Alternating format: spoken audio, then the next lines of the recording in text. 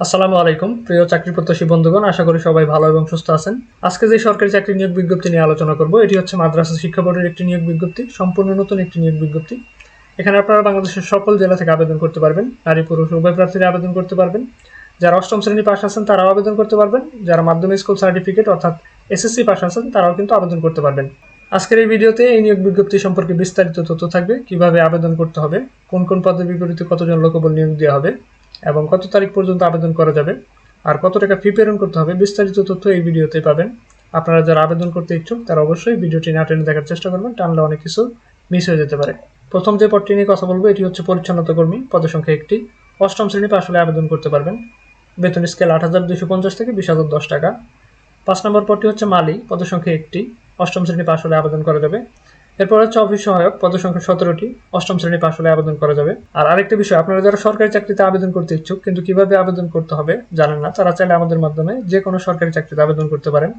সেক্ষেত্রে এই হোয়াটসঅ্যাপ নাম্বারে মেসেজ করলেই হবে। এছাড়াও যারা সরকারি চাকরির প্রস্তুতির জন্য পিডিএফ সাজেশন অথবা বই সংগ্রহ করতে চান তারাও কিন্তু এই হোয়াটসঅ্যাপ নাম্বারে মেসেজ করে জানাতে পারেন। ৩ নম্বর পদটি হচ্ছে বার্তাবাহক, পদের সংখ্যা একটি। অষ্টম শ্রেণী পাশ হলেই আবেদন করা যাবে। সেক্ষেত্রে মোটরসাইকেল চালানোর দক্ষতা থাকতে হবে। ২ নম্বর পদটি হচ্ছে বুক বাইন্ডার, পদের সংখ্যা ২টি। কোনো স্বীকৃত বোর্ড হতে অনন্য দ্বিতীয় বিভাগে সিজিপিএ 2 পয়েন্ট বা তার থেকে বেশি দাখিল অথবা সমমান পরীক্ষায় উত্তীর্ণ হলে আবেদন করতে পারবেন। বিভিন্ন ধরনের বই বাজারের কাজে ৫ বছরের অভিজ্ঞতা থাকতে হবে। ১ নম্বর পদটি হচ্ছে অফিস সহকারী কাম কম্পিউটার মুদ্রাক্ষরিক, পদের সংখ্যা ২৬টি।